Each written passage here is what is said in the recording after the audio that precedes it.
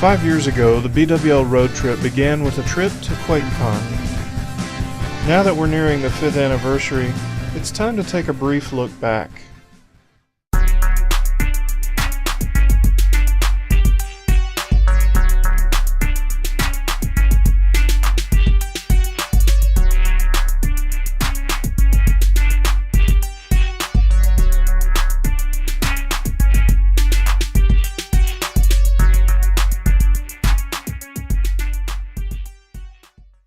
Due to time constraints, all of my dialogue in this video will be commentary. The August trifecta was our first road trip. I didn't know I would be taking that trip until the last second. I actually had been hoping to go to A-Con, didn't have the money, didn't have the time approved off. Then, like at the very last minute, halfway through the month of July, figured out I'd be able to go to QuakeCon. So I decided, you know what, QuakeCon's this weekend, so is Dallas ComicCon. I'm going to go to Six Flags. We'll make it a three-part event. That was a huge mistake.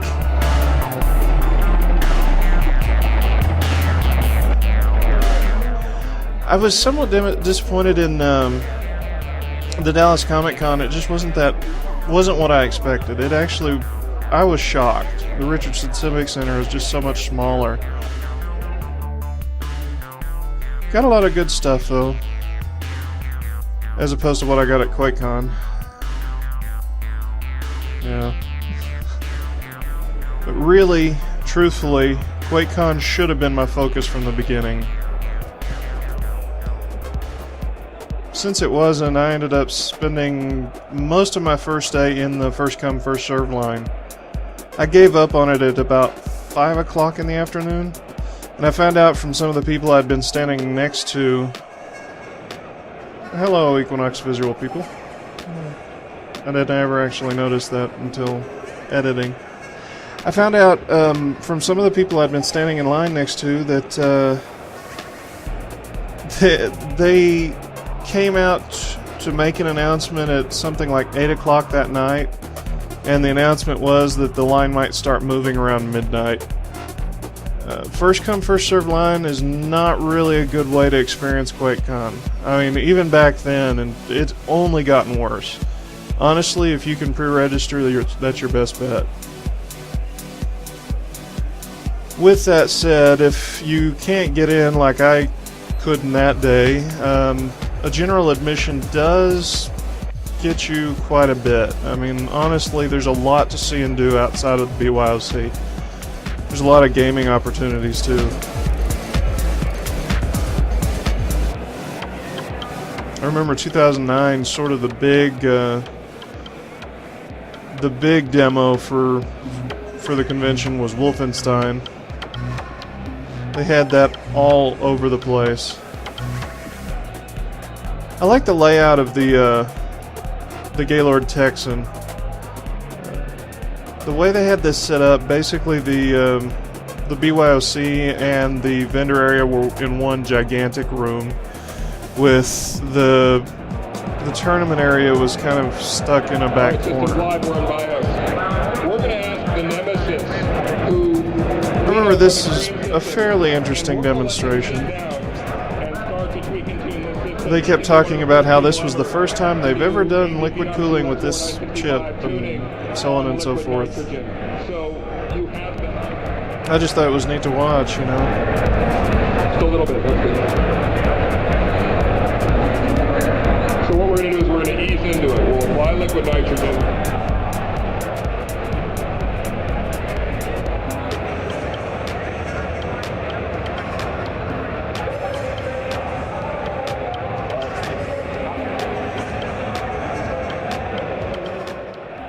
And yes, they did decide to run the Wolfenstein demo to prove that they were doing something cool. Then I got distracted by the event stage.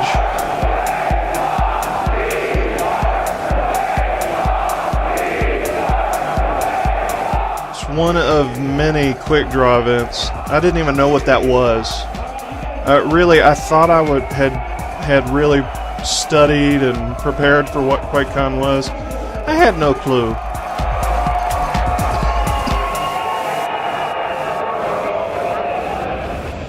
actually, ooh, this looks cool. I never even, to my knowledge, put a raffle ticket into that tumbler. Whenever you register, you get a little ticket to put in that tumbler. Man, fill it out, put it in. It's a chance to go up there during the quick draw, play the game. You'll get a ticket for the big car drawing at the end of the convention. And honestly, if you win cash prizes. So but be sure and show up. I mean, honestly, they draw like 30 names every single time because nobody's there.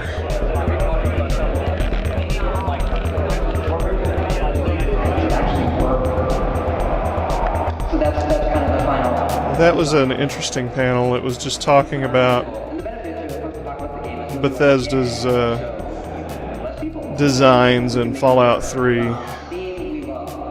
He was talking about Steam and how much they have decided they like Steam, but they're still trying games for Windows Live. I went through this yesterday. It doesn't end well.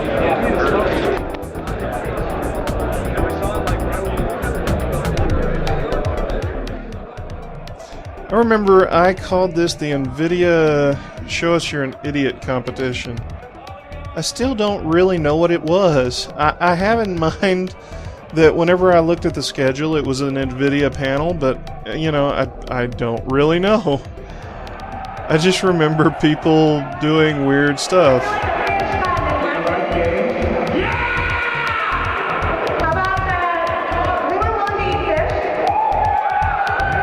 Of course, for me, again, I just didn't totally grasp what was going on. That's actually partly because I was splitting my time between QuakeCon, the Dallas ComicCon, and Six Flags. I literally spent a few hours each day at Six Flags and a few hours at QuakeCon, or a few hours at QuakeCon and a few hours at the Dallas ComicCon. These are just some of the panels I actually caught, but I missed like all the major game demonstrations and half of the major panels. I missed John Carmack's keynote because I was in the first come, first serve line. Yeah, that's raffling off an Alienware computer.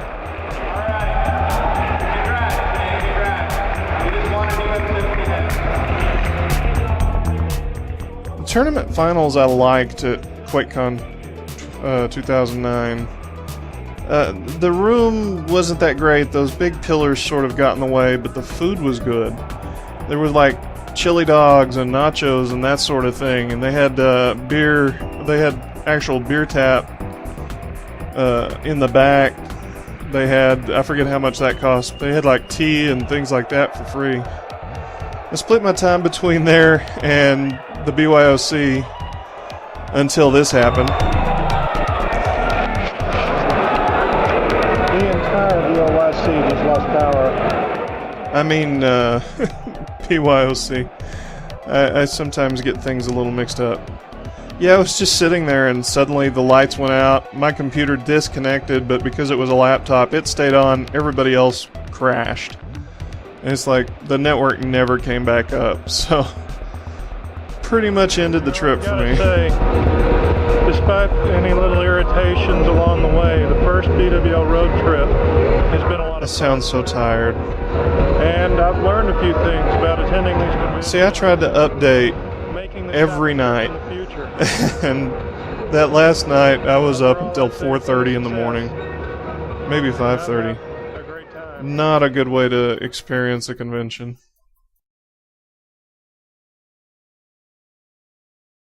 I learned a lot of lessons from 2009 that I decided to take into 2010. Among other things, I realized, probably most importantly, hey, I might need to actually focus on QuakeCon while attending QuakeCon. In all honesty, I missed Master Pancake for 2009. I missed like all the major game demonstrations. I didn't know half the time I didn't know what was going on.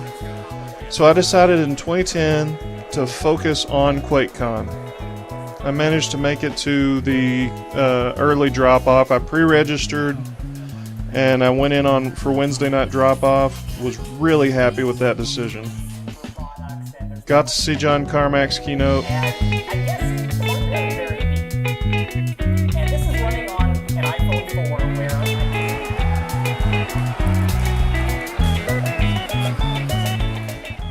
A lot of custom builds floating around.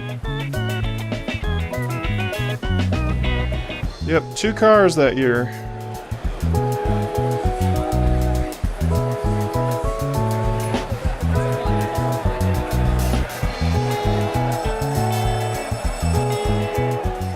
Yep, Fatalities Challenge. See, I didn't even see that. They had a dodgeball tournament in 2009, for goodness sakes.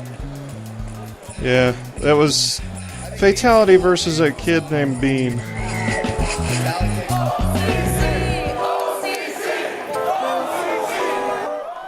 Problem with Fatalities Challenge, first you go up and embarrass yourself, then you try to play a professional gamer and embarrass yourself in-game. But there is prizes, so...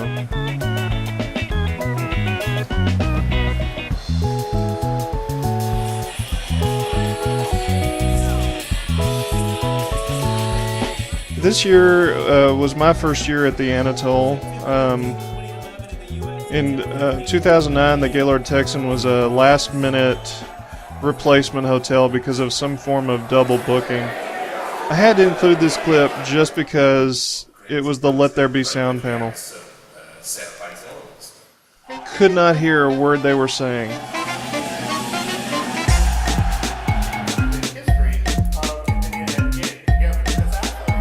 And this right here I included because I had a new camera and I dropped it in the parking lot. It took me until Saturday morning to figure out I could just pop the side of the camera a couple of times to get it to focus.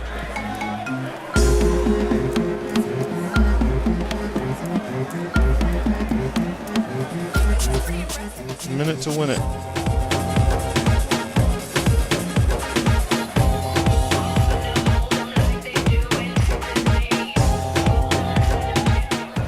That was an interesting custom build there.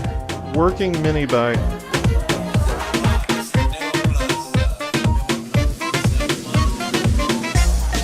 This was a weird year.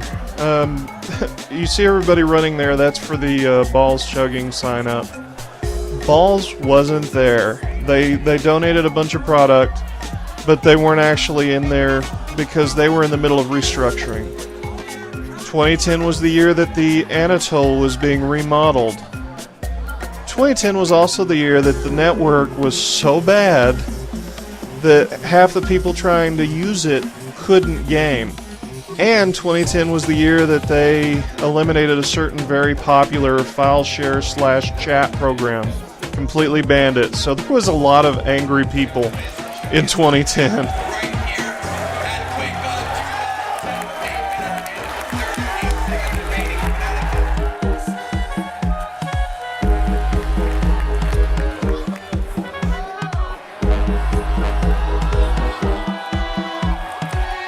Kinco 12 wins again.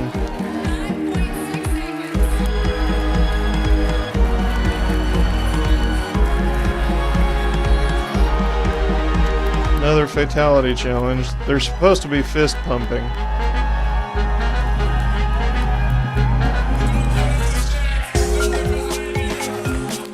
One last thing that happened in 2010.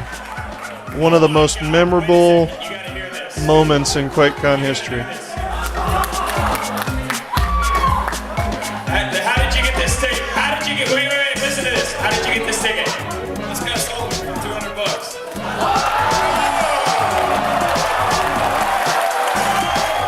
I think that's a good place to end off the 2010 review. I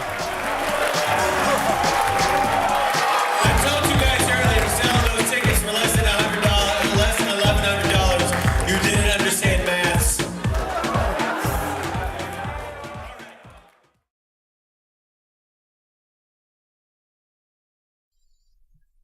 2010 turned out to be a pretty good trip. Largely because I got the chance to actually experience QuakeCon.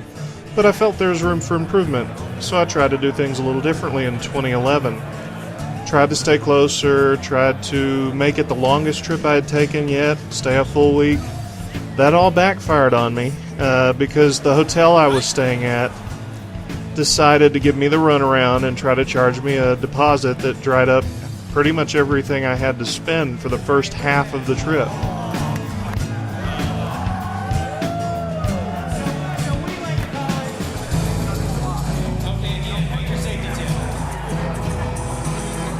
Even so, this was still a really good trip, and I did have a chance to try a few new things. I'm impressed. This is working far better than I expected. And it's even got a hole in it. Alienware had some mini tournaments going pretty much non-stop, and of course 2011 was the year they were really pushing Rage. It was also the first year that AT&T was sponsoring the network. And the internet, I don't know if it was better than 2012. It seemed that way though. Honestly, it was a great year for gaming in the LAN. The connections were so much better. It was such an improvement over 2010 whenever everybody was basically just trying to figure out workarounds to play.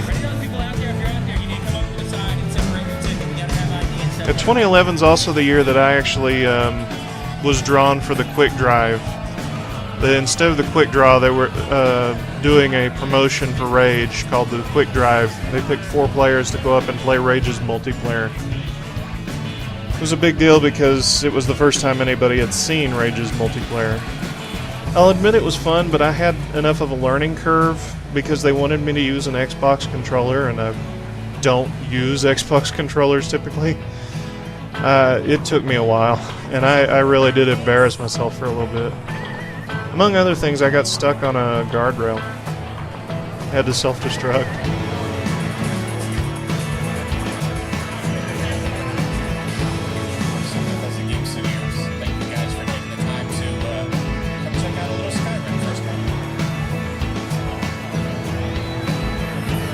No more balls, Chuggy. As far as they said, this was the first girl to attempt balls chugging in this form.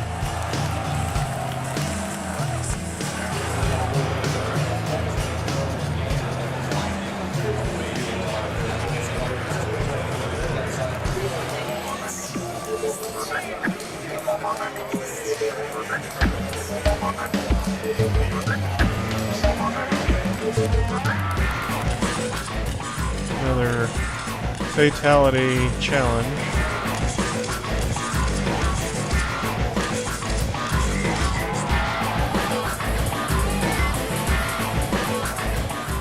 There were some interesting game demos too.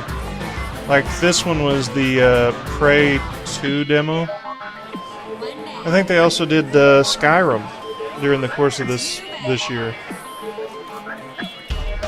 I think this was also the year that Minute to Win It was changed because that's a trademark name. And yes, I did go and see Master Pancake's Twilight, which was quite amusing. I certainly would recommend that you go and watch that if you can.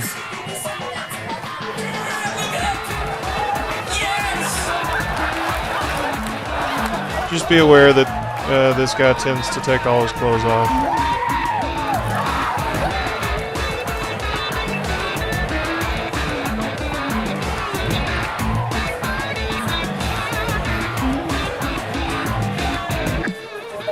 Also, check out the PC Perspective hardware workshop if you get the chance. There's a lot of good giveaways. They just raffle this stuff off. Lots of hardware. You see people walking out with big boxes, you know it's a good panel. And of course, there's no shortage of t-shirts and the like being thrown around.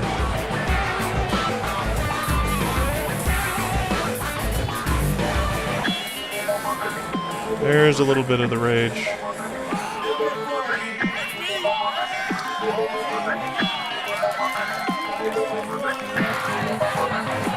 Yeah, this was a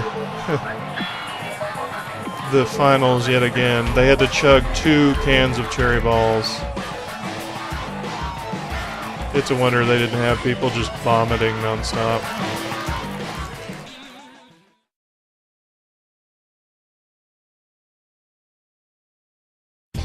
"2012 felt like a little bit of a step back, to be honest, at least in certain respects. Not really sure what happened there other than underestimated growth. 2010, I did the Wednesday night drop-off. That was the fastest I've ever gone through one of these registration lines. 2011, it was slower. It was Thursday morning, but it still went pretty quickly. I still got in around 10 in the morning.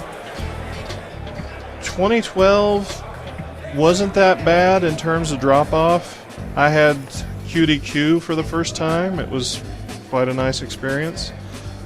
But the first come, first served line just... There were people in that line the entire convention. Not really sure what to say about that beyond that. That's part of the reason they're changing the way they do first come, first served this year. There's only going to be the 200 slots. They're going to try to get people out of that line. Because honestly, there had to have been people sitting there waiting the entire convention. But there was also a minor issue with the network. For some reason, about half the people weren't getting the connection or something. I'm not exactly clear on what was going on. I don't have any ties to the people behind everything, behind the scenes, but it seems like they had a number of technical difficulties. The registration, I know I've heard talk of some of the printers not working and that sort of thing. Not real sure what was going on. But once we got started with everything, there was a 2-hour delay for all events. We got to see things like Rise of the Triad.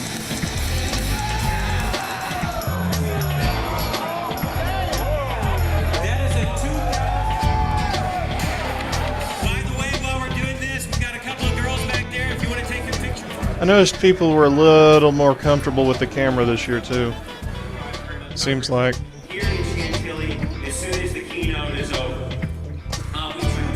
Once again, it's ended the keynote,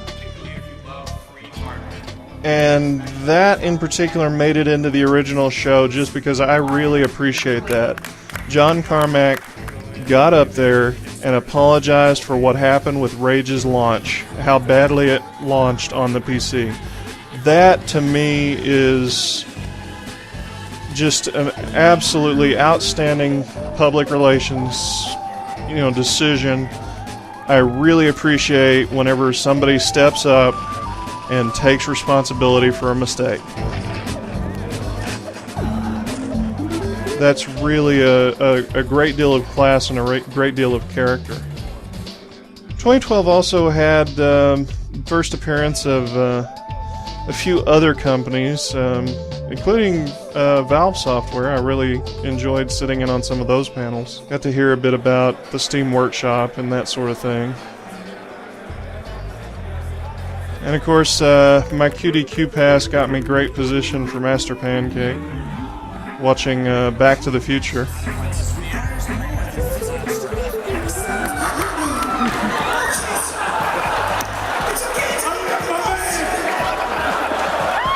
This skit sort of got out of hand, I think.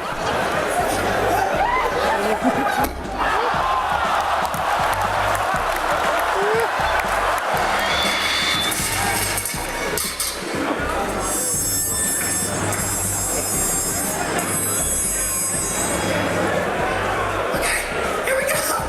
This is the safest way!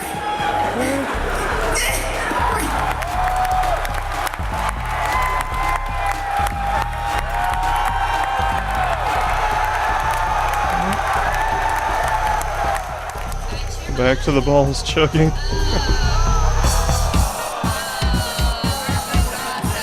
Alcohol the balls. I will admit, balls chugging's more entertaining than I would have expected.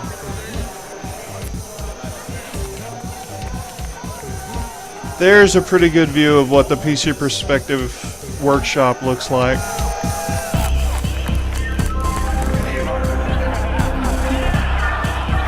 No comment.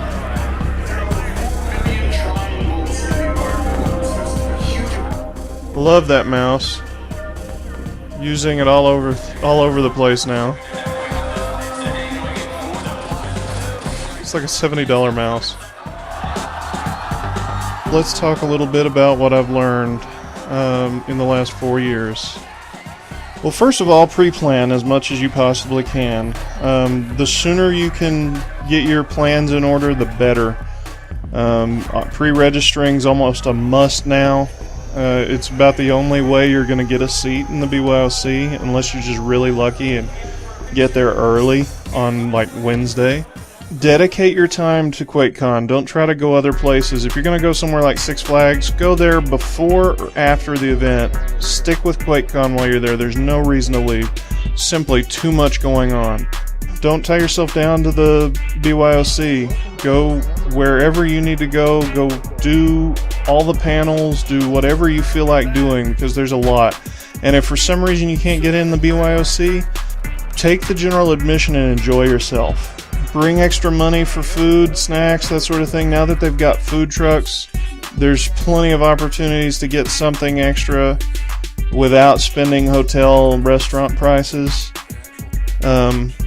It's totally worth it to have a couple extra $100 just to be able to stay at the convention that much longer.